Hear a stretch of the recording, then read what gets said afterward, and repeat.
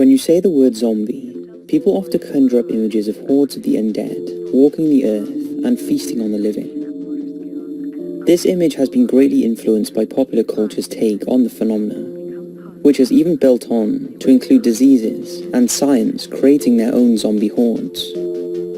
But just how did this perception of zombies come about, and is there any truth in it? Arguments continue over the origins of the zombie phenomena, and even the word zombie itself.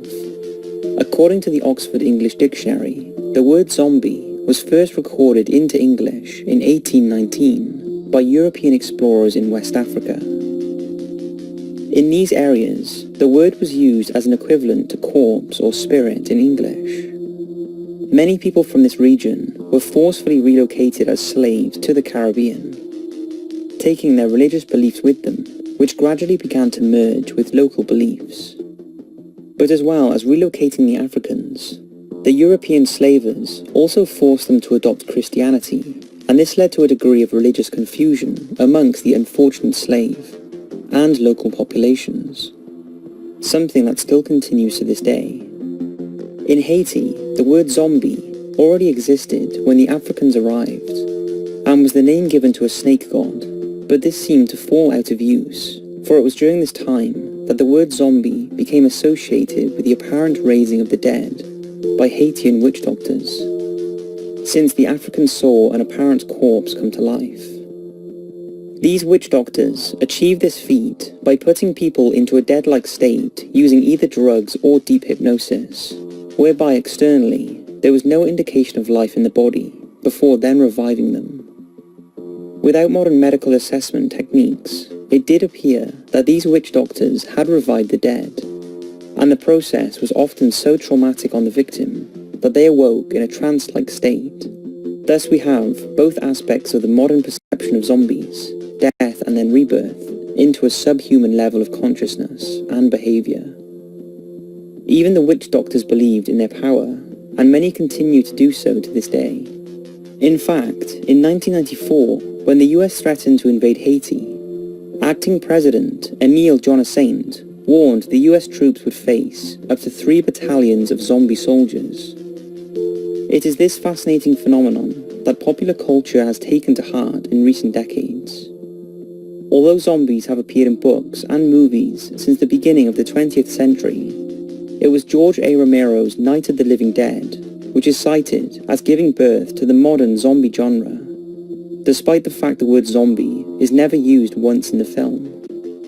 With the continuing success of films and television shows, such as World War Z and The Walking Dead, and even the US Center of Disease Control publishing a manual on how to survive an infestation of zombies, the public interest in the topic remains high. So just how real is this phenomenon? And could we ever one day actually face a real-life zombie apocalypse? Let's find out.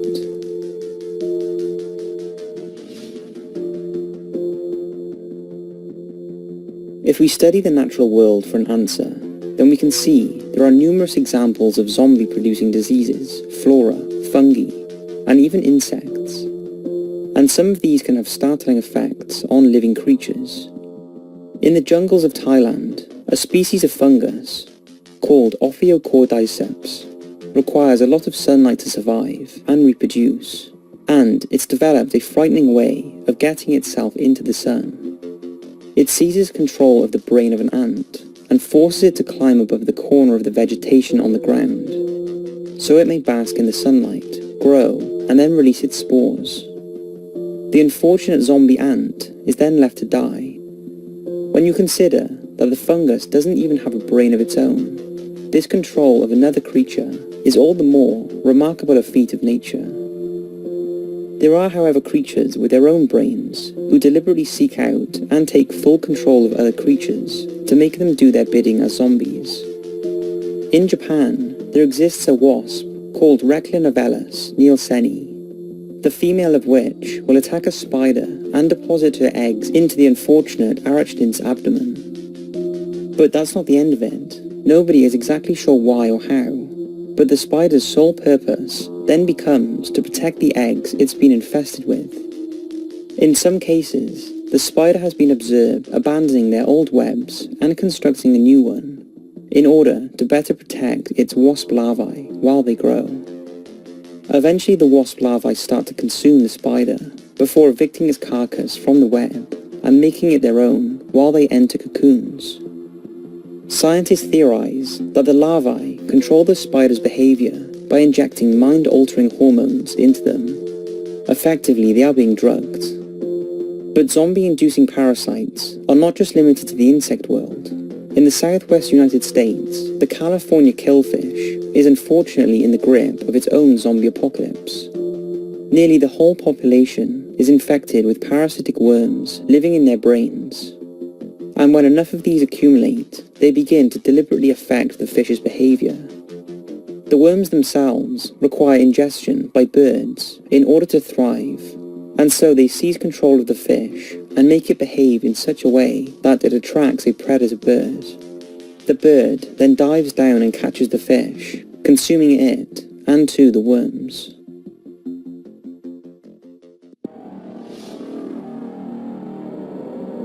So if the natural world is awash with zombie creatures, then can humans become zombie-like as well as insects and fish? The answer is categorically a yes.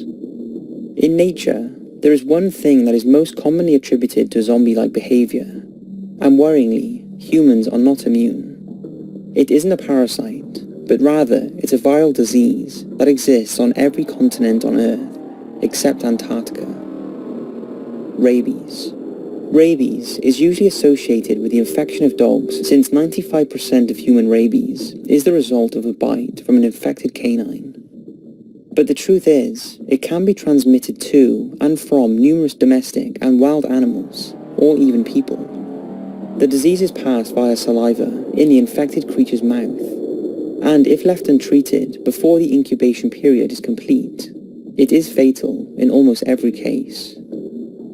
As the disease takes hold, the infected person begins to exhibit irrational and often violent behavior, which is why it's associated with zombies. According to the World Health Organization, 70% of rabies cases involve people with what is known as the furious version of the virus. In these instances, people exhibit signs of hyperactivity or excitable behavior, causing them to act irrationally. And it's at this point they are most dangerous to others, since they could become violent and injure people, who then may become infected themselves. At the same time, they will also develop a severe case of hydrophobia, a fear of water, since the virus affects the brain's ability to instruct the throat to swallow. This becomes such a concern for the sufferer of rabies that even the thought of swallowing water is terrifying, despite the fact he or she may be extremely dehydrated. In some rare cases, the sufferer also has aversion to drafts or gusts of air. At this late stage, death usually occurs after just a few days due to cardiorespiratory arrest. But it's not just physical illnesses that can create zombies in humans. The human brain is a miraculous achievement in itself, it being capable of extremely complex emotions and problem solving, in order to compensate for a human's lack of physical prowess compared to the predators that exist in nature. Unfortunately, that complexity leaves it vulnerable to disruption, resulting in mental illnesses. One rare mental illness has become known as walking corpse syndrome, since it involves people who believe they either lack key organs or are in fact dead, despite the fact they are walking around as normal. Essentially, the popular definition of what a zombie is. The illness was first identified in France in 1880 by neurologist Jules Cotard, who was treating a woman who believed she had no innards, and as a result didn't need to consume food. Despite his efforts, the unfortunate woman actually starved herself to death.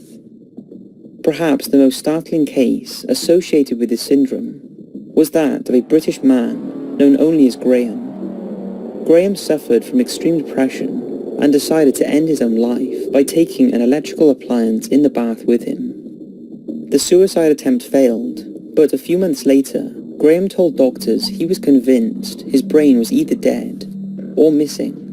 and that consequently, he too was dead.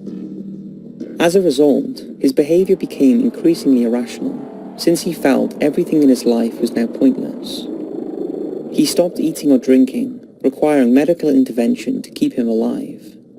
He also stopped caring about things that were previously important to him, such as his car, and was often found by friends and relatives in graveyards, because in his words, it was the closest I could come to death. With the condition afflicting less than 0.75% of the population, neurologists were quick to study Graham, and he became the first sufferer to undergo a brain scan. The results were just as startling as Graham's behavior. Doctors found that activity levels in large areas of his frontal and parietal brain that controls motor function, memory, and sensory information were extremely low, being similar to someone in a vegetative state. Neurologist Stephen Laurie at the University of Liège in Belgium said, "I've been analysing PET scans for 15 years, and I've never seen anyone who was on his feet, who was interacting with people with such an abnormal scan result. Graham's brain function resembles that of someone during anesthesia or sleep. Seeing this pattern in someone who is awake is quite unique to my knowledge." Zombie-like behavior can also be intentionally or unintentionally programmed into the brain.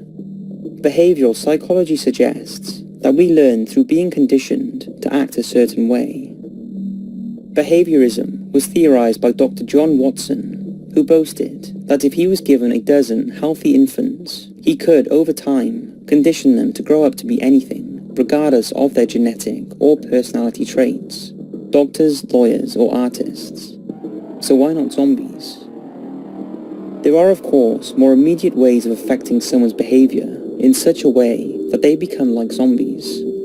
Chemicals such as alcohol, antidepressants, and psychotropic drugs being introduced into the body alter or inhibit the way the brain functions, leading to changes in behavior.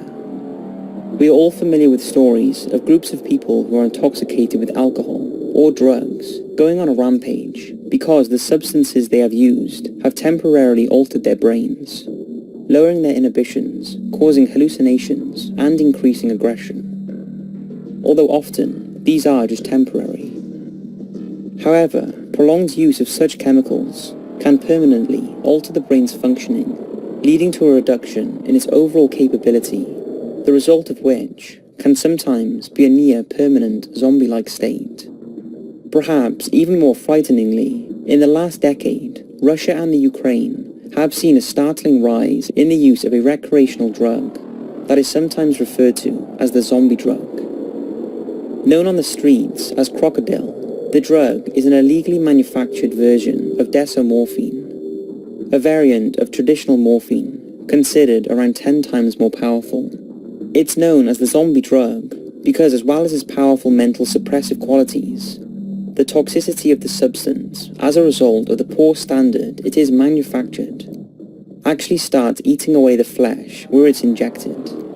In extreme cases, the flesh has rotten away to such an extent that it exposes the bone underneath. To the lay person, seeing someone stumbling through the streets, appearing barely conscious as they are high on the drug, and with flesh rotting away on their body, it would appear as though they were looking at a full-fledged zombie.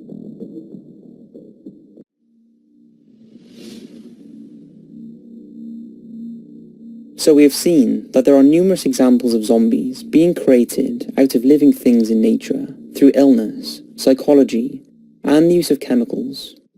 But could people come back from the dead, as in most zombie movies? There have been incidents throughout history of people who have been considered dead and have reawoken later. Often these incidents can be attributed to poor medical knowledge, resulting in an incorrect diagnosis. But even in recent history, with medical technology, there seems to be incidents that defy logic. On Friday, June the 1st, 2012, a 2-year-old Brazilian boy named Calvin Santos was receiving treatment for pneumonia at a hospital in the Brazilian city of Belém. Calvin stopped breathing during the treatment, and at 7:40 p.m. his parents were told that he had been pronounced dead. His body was released for burial the next day, it being wrapped in an airtight plastic bag for transport. However, during the funeral, the family claimed the boy suddenly woke up and asked for a glass of water. The family believed that a miracle had happened, but then around 2 hours later, the boy died again. When they felt it was clear he would never wake up a second time, they buried him. In July 2014, a 3-year-old girl in the Philippines, who had died in hospital a few days earlier, was in her coffin when a neighbor noticed her head move. The family then watched as she started breathing again before waking up. She was rushed back to hospital, where stunned doctors declared her fit and healthy before she was allowed to go home. It's difficult to investigate what happened in both of these cases, since they defy modern medicine. Even when we consider the fact these incidents occurred in the third world, the available technology and experience of doctors in both cases suggests that they were dead, with neither child having a pulse or breathing. But this can't possibly be true, can it? What are the possible explanations for these events? The two most obvious answers are firstly, the doctors were mistaken, and secondly, they are hoaxes. Doctors are not infallible, but it seems hard to believe that in both cases they missed evidence these children were still alive, since establishing a patient is alive is the most fundamental aspect of medicine. If they are hoaxes, then they are well-perpetrated ones, having convinced journalists and medical professionals alike. But is there evidence to suggest that a deceased person can actually come back from the dead? In 2016, doctors from Philadelphia-based BioQuark Inc. hoped to trial a potentially world-changing technique, which aimed to grow neurons in a dead brain and force them to react with one another. The theory goes that eventually the brain would be restarted, and it would then start instructing the body to function again. The doctors at BioQuark, along with Revita Life Services, formed the Reanima project, and believe they can achieve this by injecting stem cells into the spinal cords of people who have been declared clinically brain dead. The subjects will then receive an infected protein blend and undergo electrical nerve stimulation, as well as laser therapy, all directed at the brain in order to force it to react and potentially return to life. It sounds far-fetched, but the group claims to have already had some limited success in early trials with patients in Europe and the Gulf who were clinically brain dead, but their bodies being still alive. However, full trials that were planned to take place in India in 2016 were cancelled because of bureaucratic reasons with the Indian government, and the project has since sought another country to carry out the experiment. In the face of intense criticism, in the United States especially, the project has claimed they have permission of a Latin American government to perform the experiment in late 2017, which has since passed, but won't say which one. The project's leader have said publicly that they firmly believe that these trials are the first stage to effectively reversing death. If that's true, could it be possible that the effect the project's efforts will have on the human body could also be achieving naturally in some way, possibly with environmental factors at play? Could this offer an explanation for what happened in the case of Calvin and the girl in the Philippines? Until the Reanima project publishes their findings, we can't really say one way or another, since it's currently beyond medical science's definitions of life and death, and the tools with which it categorizes such definitions. Another possible explanation for these cases is that they enter a brief period of deep human hibernation that exists between a coma and final death. Humans have in the past shown a remarkable ability to lower body function and activity in order to survive. In 2006, Mitsutaka Uchikoshi went missing on Mount Roko in western Japan. As days turned to weeks, many of the search parties began to give up hope of finding him alive, as the area was blanketed in snow and temperatures had dropped to freezing. Incredibly, however, he was found alive 24 days later, having survived by entering a state of nearly suspended animation. Doctors examining him found his organs had effectively shut down, and his metabolism had slowed almost to a standstill. His body temperature had dropped to just 22 degrees Celsius, when the normal temperature is 37 degrees. But despite all this, Mitsutaka made a full recovery. An even more incredible example of human hibernation is the story of Canadian toddler Erika Nordby. In 2001, she wandered outside her home at night in sub-zero conditions and was later found by her mother almost frozen solid. In her case, doctors pronounced her clinically dead since her heart had stopped beating for 2 hours and her temperature had dropped to 16 degrees Celsius. Yet despite this, Erika's body restarted, and like Mitsutaka, she made a full recovery.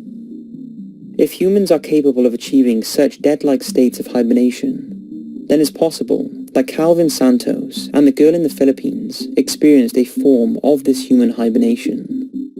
The obvious difference is the climate in which these incidents in Japan and Canada took place.